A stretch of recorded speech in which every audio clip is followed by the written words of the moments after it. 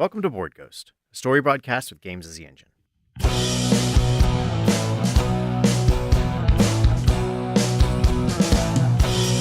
living is a highway, then heaven is a bus stop. Been waiting for a minute there, but has it been forever? 'Cause dying don't agree with me. We believe you're out there, hungry for stories for shared experience. We can't see you, can't hear you, yet we will play for you. This night's offering is a continuation of our game of A Companion's Tale. To learn how we generate stories playing A Companion's Tale, go check out our Companion's Tale Rules Primer. Companion's Tale was designed by Laura Simpson. It's out on retail now. I think you can get it at Indie Press Revolution, and it was part of a successful Kickstarter. All right, so we have played the initial prologue and the first act, and we're going to get into our second act. Then before that, let's introduce our players. I'm one of your players, John Holt, with me. Ken Breese, hey. Christopher Deirckson. Hello. Alisha Bhagat. All Hi. right, welcome back, everybody. Welcome back, you two. Cool. So we're going to get right into it.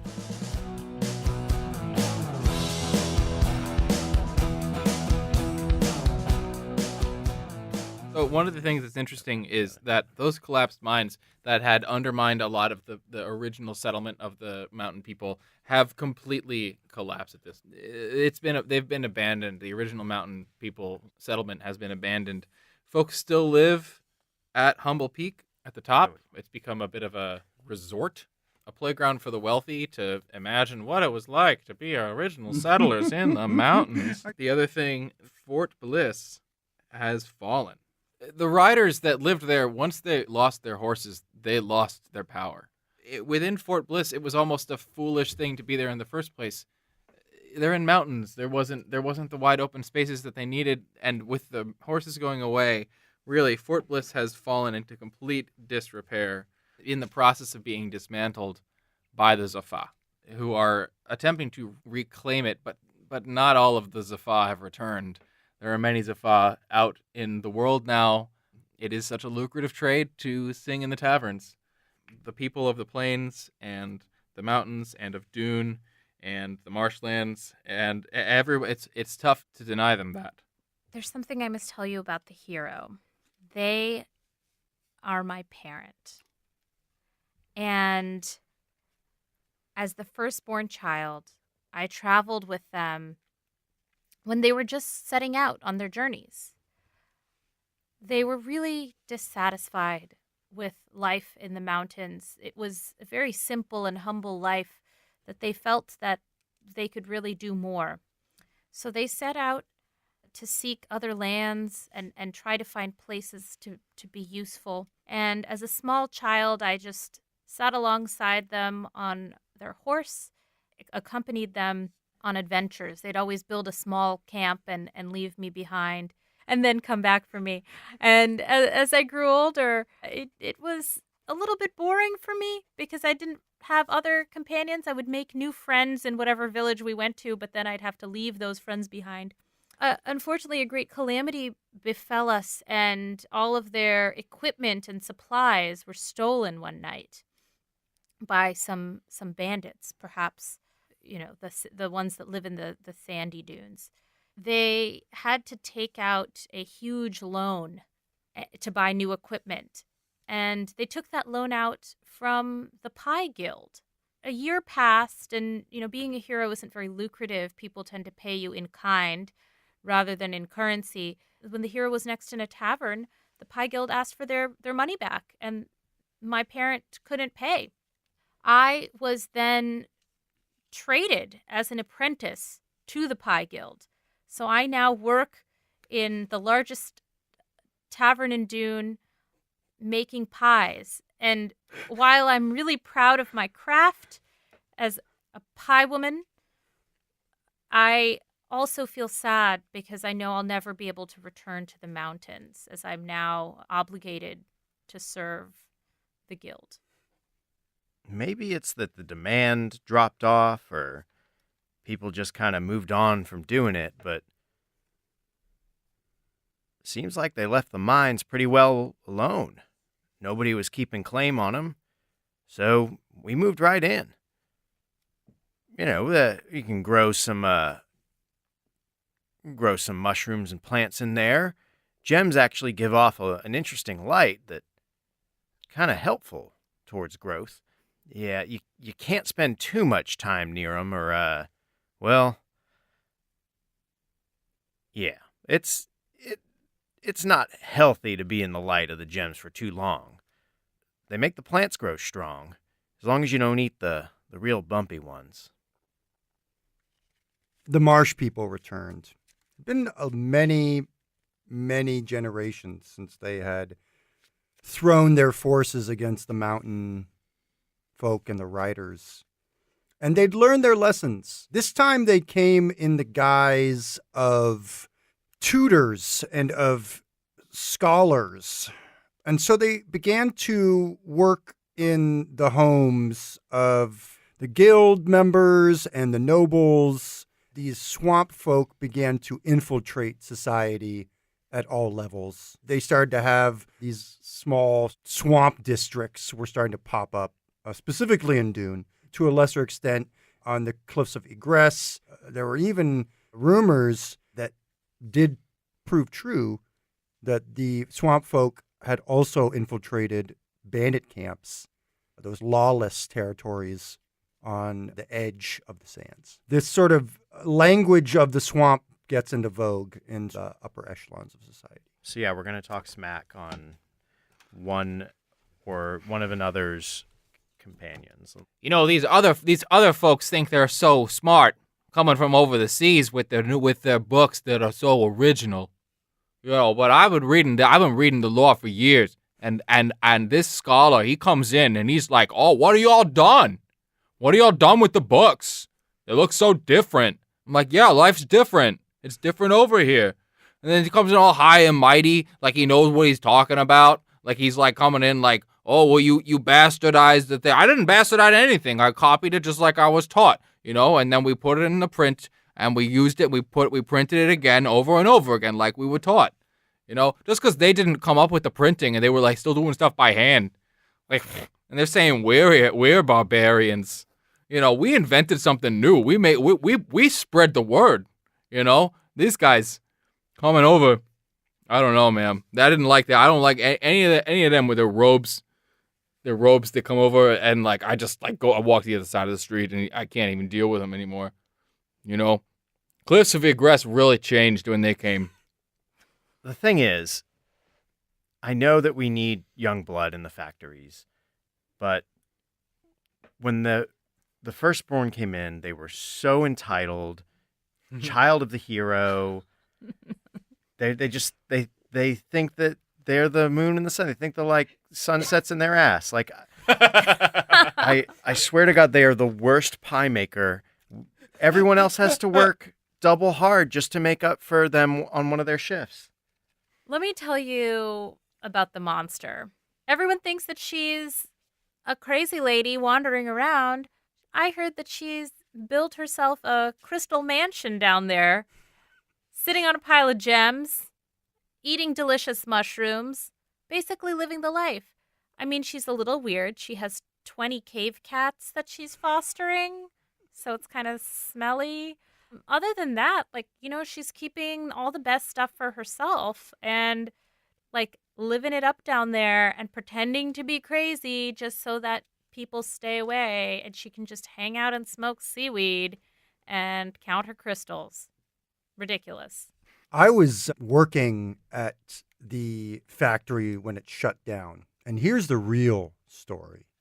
Professor Whimsy is a made-up name. That person doesn't even exist. You know who Professor Whimsy is? The outsider.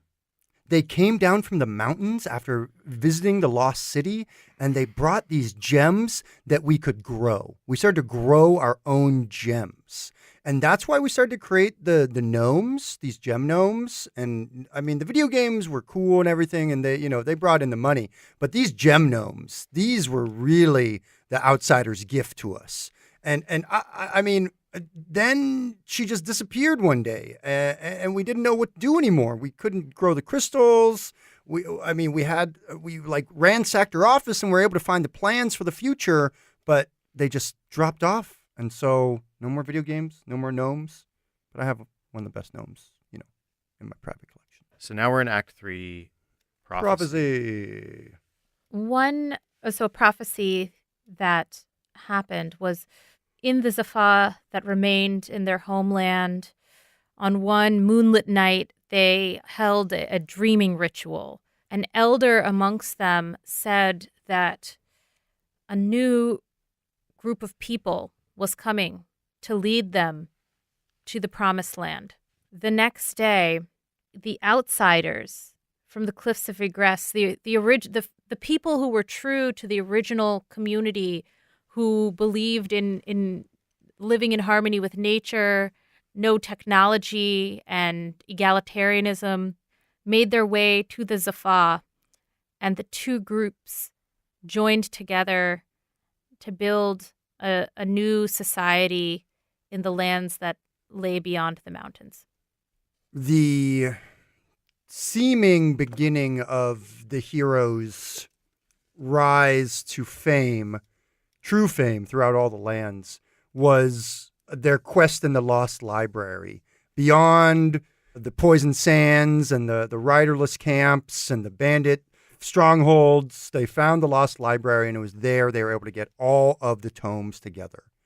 And having this complete set, they were able to bring the wisdom and knowledge of these tomes to the people. And they began this campaign to bring this knowledge across the land. And the first place that they did that was the riderless and bandit camps, wherein these riderless and bandit people joined underneath the heroes' banner.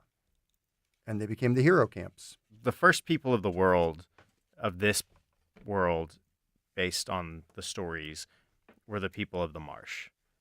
They have tales in their land that the marshes will rise, the waters will rise, and bring the mountains down, that all the land will be marsh. The interpretation of this, it's seen as more of a takeover, and there are more and more martial camps and military barracks and training facilities that once seemed like training camps for the gladiators of the Field of Triumph have now turned into full-fledged military barracks. So when the mountain folk were displaced, ultimately, by the old settlements were finally forcibly pushed out. People didn't leave of their own accord. They were undermined, but there were people that still wanted to live there and everything. They went to the settlements of the new mines. With them, they had long sort of harbored this land of plenty that they imagined would come to them someday. In that moment, there was a realization they had found their land of plenty in these new mines, finally. They never really pushed into the mines before. They were mountain folk people. They were farmers and herders and things of the, and certainly technologically intelligent people. But once they went into the settlement of the new mines, this religious zeal overcame all of them. They began basking in the light of these crystals. They began to change. A bit more aggressive towards anyone else coming in. It became a much more dangerous place to be, but they saw themselves as creating a nirvana for themselves. It seemed crazy to everybody else, but it was a real fervor that went on in there. The promised lands that the Zaffa went to, there's no road. Okay, nobody knows how to get there. That the Zaffa and original settlers of the cliffs went to, it's a big mystery. So I'm drawing a question mark on the map. How did they get there? Where is it? We don't know. We think it's sort of past the mountains and on the other side of the mountains than the lowlands, but we don't know. The rain has started falling. It's falling all over the land, and it's at a higher rate than it was in years past. It might be the largest rainfall on record. In some areas, such as in the heroes camp in the sand, it's sort of creating these oases of life. And in other areas, it's just, making the mountains wetter, so people are happy, but confused.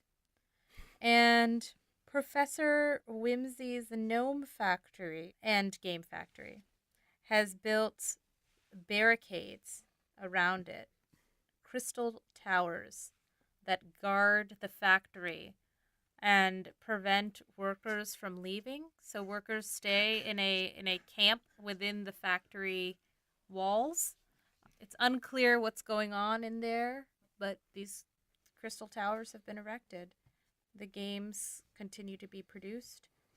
So the new mines and the mushroom utopia send messages back and forth between Humble Peak, where the original mountain purists still live. It's just scrolls that are sent through ravens. That's how they communicate. And the people of Humble Peak are trying to convert them back into the old ways. Not to support all of this mushroom farming and whatnot. I had traveled pretty far from any other civilization, some time with the Safa, and then beyond into the unknown lands. And that's where I finished the book.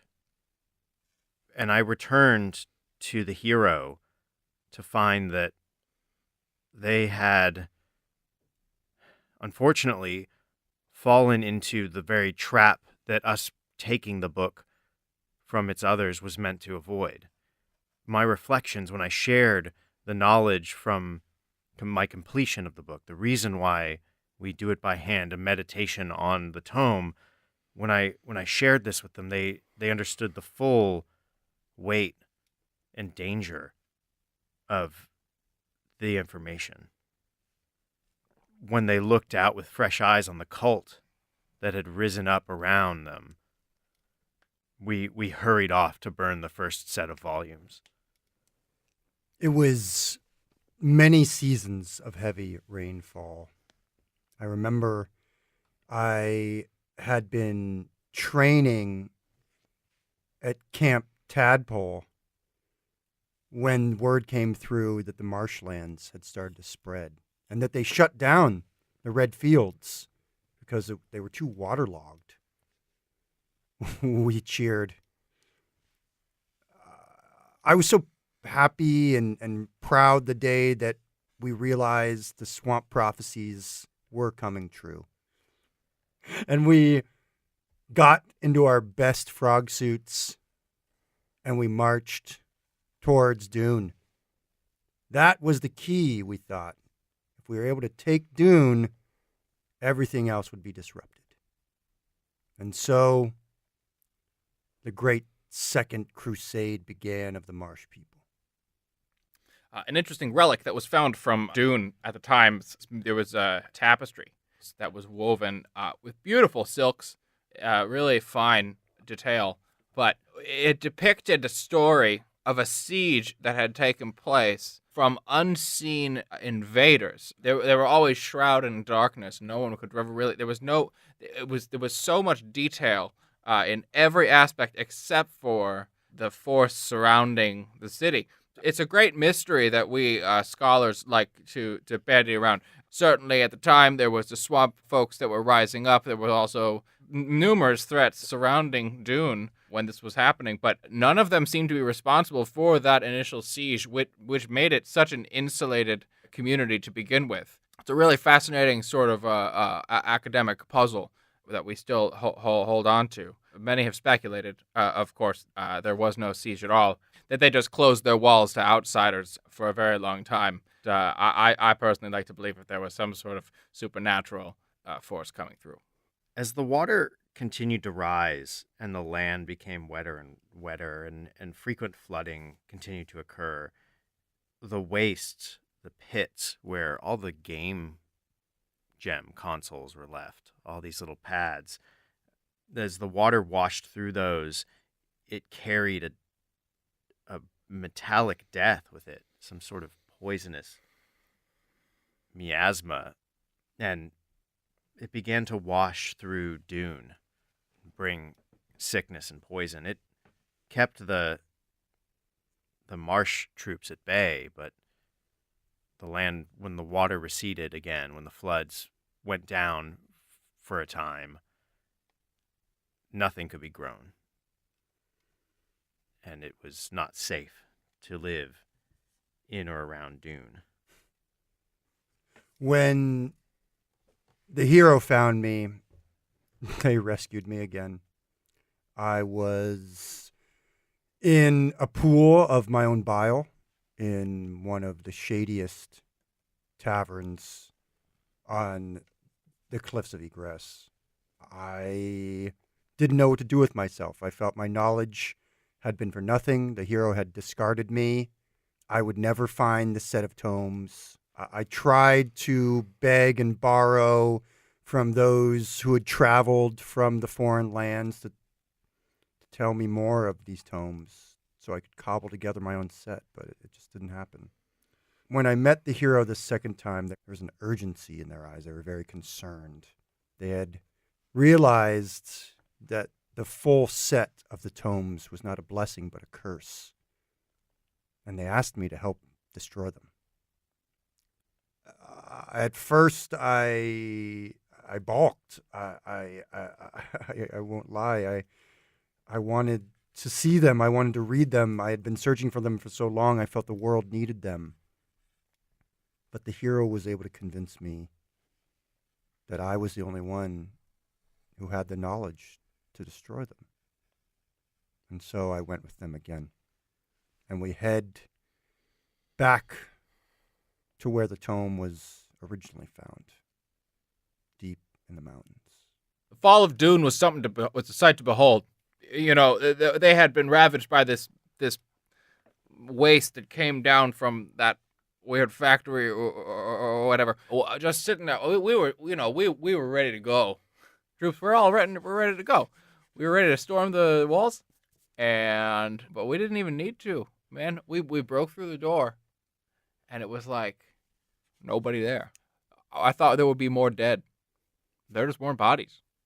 It was eerie at the time. It was supposed to be this great moment of triumph for the swamp people, the fulfillment of the prophecy. But we couldn't stay. We couldn't live there. Whatever had happened made it impossible. And we watched as all the rains that had risen the swamps around just became we thought it was our triumph, but it became our downfall, because the water from those mountains and those gems just poisoned everything. I went home and we had to run. We couldn't even stay in the swamp. Thousands of years we lived in that town, our people. Gone. Anyway, it's $5 for the cloak. Excuse me, traveler. Have you been to the tavern? You know the one that I mean, the one in the center of town by the cliffs of Egress? I heard that the person who serves as the chef there is one of the last remaining pie masters who fled Dune before it fell. I heard that only a couple of them were able to get out alive, and that they have scattered to the winds and taken their culinary arts with them. Food everywhere seems to have lost its flavor. It's bland and mushy, like the overboiled things that the swamp people eat. It has no spice. I'm really hoping that tavern at the cliffs still has one of those pie masters working there. The red fields turned into this sort of very shallow lake called the Red Pond. The rains had continued, and so the marshlands were just spreading and spreading further towards the mountains. Dune was now lost and forgotten. People did not really go there anymore. It was thought of as cursed. Mountain people were hopeful that it would keep the armies of the swamp, and now the factions of this cult that the hero once led had sort of broken apart and begun to infight. And so there was just a great conflict that was happening in the dunes and the sands. I didn't think I'd see the hero again, but I did. They came to me for help. Surprise. Most people didn't ever believe, of course, that I had traveled to the Lost City with them, to discover it even. They all wrote me off as just some lying tavern singer. I hardly could work at all until the Zahar left. Then I had work again. They needed me to right some wrongs. They had these books, these tomes, these stories that had, once completed, had overthrown cities and changed whole cultures and turned people against one another. The hero had the truth, and the truth needed to be spread. It was a great deal of restoration that happened in that moment of our relationship and of my reputation. The hero knew that, of course, all I had to do was tell the tale, and tell it well, and a good tale, I can tell. And so we traveled. We traveled from tavern to tavern, from the cliffs to the humble hilltop, and all throughout the land. Oh, the new settlements, all those crazy mushroom farmers. Everyone had lost their minds, really. But they'd hear our song, and they knew. Something happened. Not quite scales falling from their eyes, but something happened. Many of them ignored it, but the young ones, it took a hold in them. I think that's really how it all turned around. I was born and have lived my whole life on Humble Peak. These events that have transpired have gripped the world, but we have thankfully been isolated from them. We have seen the rains fall, but from our altitude, they make little difference. In fact, our crops have flourished even more with the rainfall. We've seen armies come and go, the destruction of cities. We've heard of these things, of course, from our messenger ravens. But things here have pretty much remained the same. The only thing that has changed is a wave of refugees from other parts, far and wide, have tried to come in and make Humble Peak their home. It has been hard for us because while we accept new people, we do not want to lose our way of life.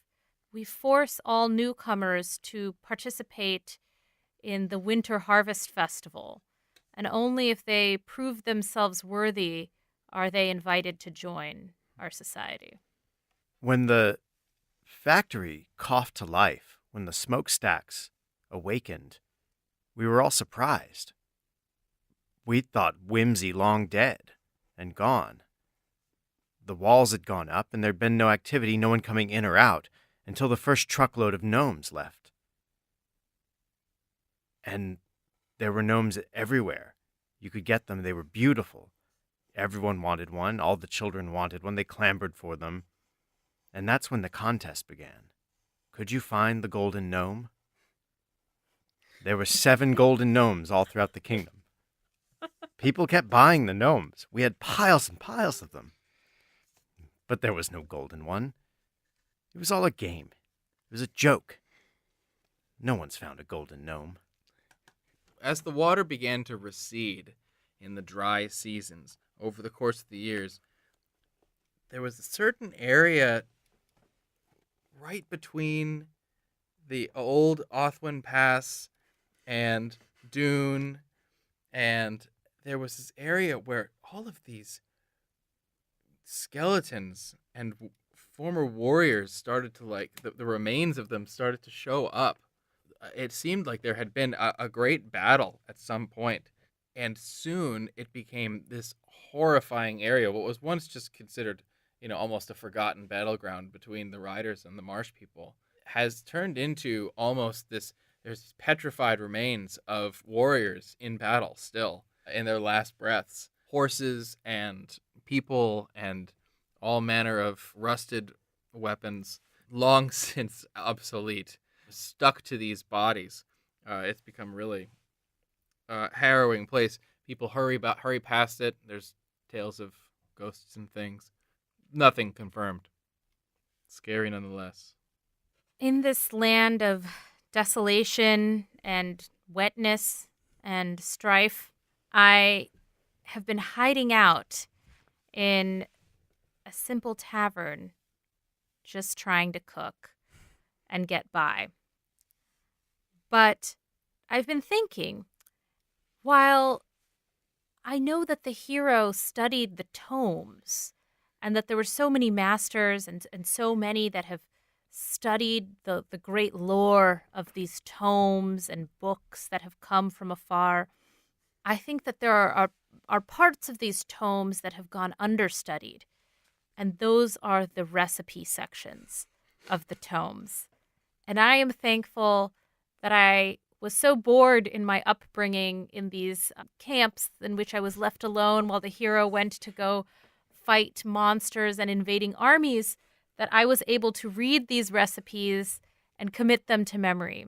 So I think that I will be seeking a loan from the many syndicates now at the cliffs and opening up a humble chain of roadside diners to nourish the people of this land and to bring some joy back into their lives. I mean, just because it's full of water doesn't mean we can't keep staging fights. I mean, we don't have a strong naval tradition, but, you know, it's kind of fun to know that if someone gets knocked off one of those rickety boats, they're going to drown. It's interesting. It adds a new element to the game. Plus, you can stock, I don't live very long, but you can stock sharks and stuff in there. There was a wild one. I don't know what they were thinking. They got some of these ferocious predators from the sands, and they threw them in there. And I mean, they fought the sharks pretty bravely, but I don't think that they were meant for water. Well, they took as many sharks and brave gladiators as they could with them. But you know, I'm just glad the games are still going. It was at this point that seemingly isolated artists began to produce productions of the hero's early life. All across the land, people were split in terms of where they were going for culture. Many people were going for video games and gnomes, but many people were still interested in the songs, the stories of the past. And so these theater productions began to be put on in many different towns that seemed to, again, just coincidentally, all at once was like this thousand flowers bloomed, and many different parts of the hero's tale were reproduced and put on. Normally, the stories had a local flair when the hero had come through town, or some of them were even more grand epic productions talking about the hero's journey and where they got their start and where they were going, what ultimately the hero was going to do. And that really depended on which region the productions were being put on in. But it got the hero's story out there and really started to solidify this mythology around this person. All right, so now we're going to go into the biography phase. So we're going to talk shit on each other. Yep. I mean, I've got one to start with. Please. Sure. Yeah. You know what they say? Those who can't soldier gladiate, and those who can't gladiate sell sword. I mean, the mercenary was... He's just not someone you want by your side. He was sloppy. The hero was carrying dead weight. I must have just felt sorry for the guy. I mean, honestly, if you're that bad, you're probably not a great mercenary anyways. Who's going to hire you? That's probably why he was working for free with the hero. But, you know, he survived. That's probably the best you can say for him. I've had the firstborn's pies. They ain't shit. All this spicy stuff is too spicy. I don't understand. There's salt. It's like a salted bath. Ugh. Give me some of that roast stuff that the swamp people do. They do a good job of just like, keeping it simple. Don't getting too fancy. That firstborn's all like hoity-toity, thinking they're hot shit, really. But like, they get all those spices from those foreign lands over in the cliffs. All them diners that they're opening up. Hey, shit. I don't know. I'll take swamp vegetable stew every day. Fine by me. Yep. I have been listening to the Bard's songs, and I kind of feel like they're ripped off. They feel like they have the exact same melody as some of those Zafa songs that we used to hear, and they were way better. All the Bard did was put words about the hero to those same exact tune. I mean, I think that's illegal or something, right? I mean, doesn't anyone notice how similar the songs sound? And I mean, I just think that I should point this out before we all go applauding him. I was in the tavern. I'd been working there for many years, and the hero and Entwined came through the door. I served them all that night. They were deep in their cups, and it became very clear to me that the Entwined was a puppet master. The Entwined is the reason the hero turned away from the sacred texts. This Entwined had it out for the hero. They wanted them to fail. I could see it in their eyes. It was a childhood rivalry. Everyone knows they grew up together. Everyone knows that the Entwined has some sort of information on the hero, that the blackmail is involved, I'm sure. But to see it in my face, I was blown away. They weren't very good tippers either. So now we're gonna go into the epilogue. So yeah, this is our saying goodbye. So again, anyone can jump in at any time, any turns, and choose one or both. So basically, what you're going to describe is specifically the last time that you parted from the hero, and like sort of where you left them on the map. I guess that's where the other thing is. The rescued had been taken from the cliffs of Egress. I went with the hero.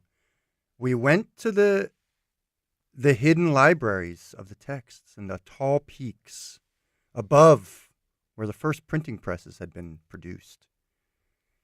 And at the entryway, the hero let me know that we had come here to destroy the texts, that everything that I had been hoping for to study them more was for naught. And I got so angry, I just quit, and I left. They had abandoned me. No, I was abandoning them.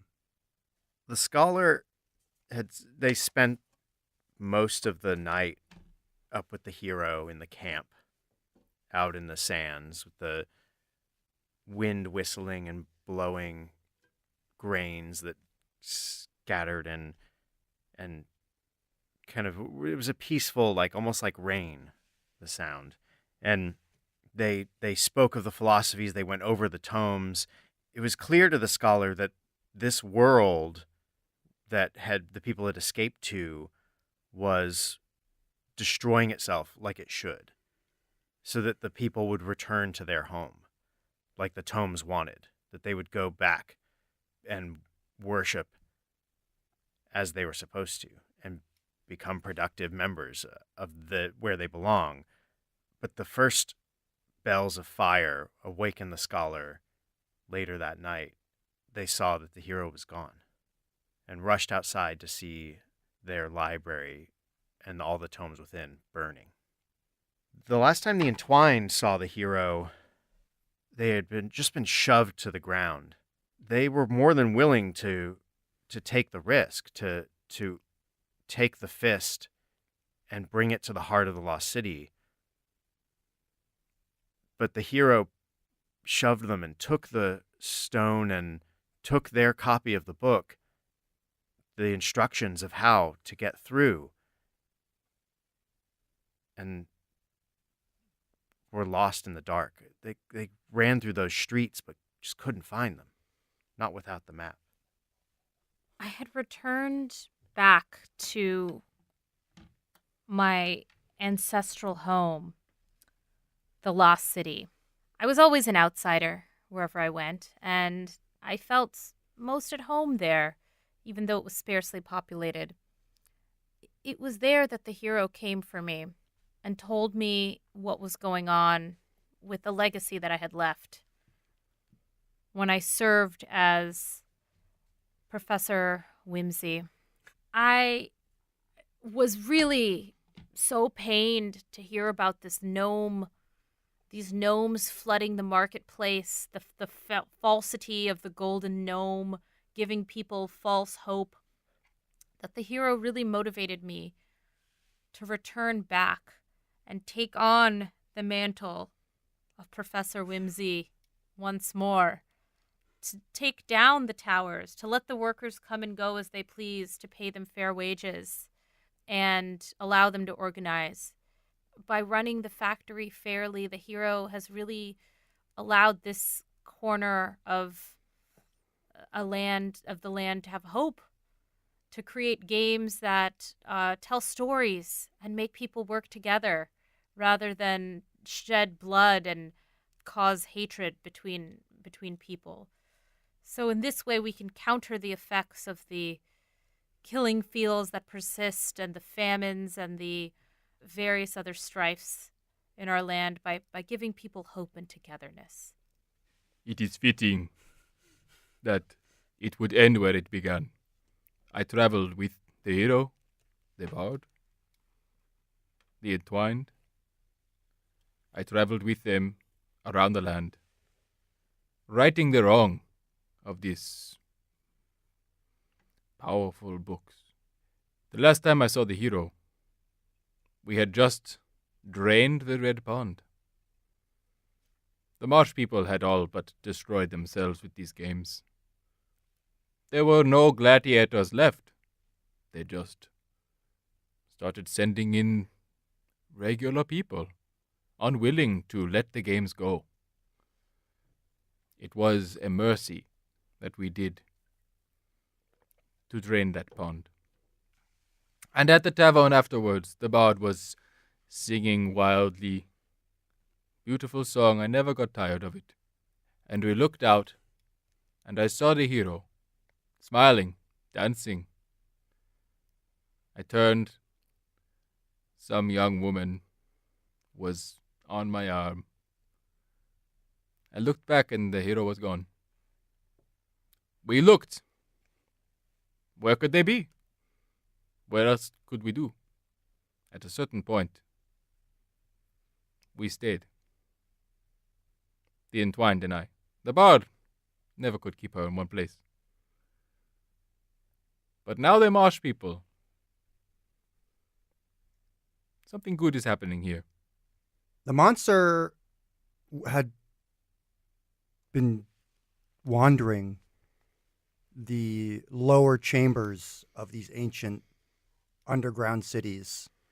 She was left there, she had changed form, and she found her way to live in the mushroom utopia with all the other people who had been changing forms because of their exposure to the gems. The last time that I saw the hero is when he came to the mushroom utopia and realized the people we had become were perfect for mining gems. And so we made a grand pact. We would mine gems for them, and they would keep us safe.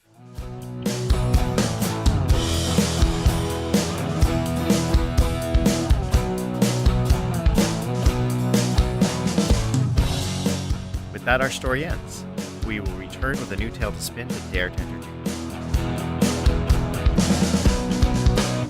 I was one of your players, John Holt. You can find me on Twitter at Lord Joho and on Instagram at board_ghost. Ken, where can people find you? Board Ghosts, find me, Ken Breese, on Twitter at Berlingsbeard, Berlings Beard, and on my website of the same name. Also, I love to post behind-the-scenes photos from our recording sessions, so definitely check out my Instagram as well as my Twitter. Hey, Christopher Deirckson. Check me out on Twitter at C_Deircks, Deircks. Check out my theater company, Team Awesome Robot. We make things. Check us out in New York. And I'm Alisha Bhagat. You can find me on Twitter at ALISHA. BHAGAT.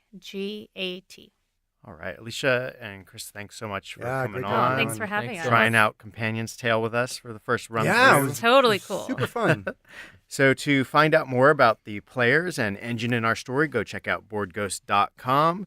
You can pierce the veil and attempt to contact us at Board Ghost World on Twitter. Shout out through the ether if you have any desires we can fulfill. You can follow us on iTunes, your favorite listening portal. Subscribe so you don't miss out on the latest episodes. Also, tell people about the show. Tell people about the games. Go out and find these games and play them. We'd like to thank Pat for our theme song and interlude music. You can find more about him at patcouples.tumblr.com or on his band's website, hotelsandhighways.com. If you're not alone in the void, share our stories. The more they are consumed, the truer they become.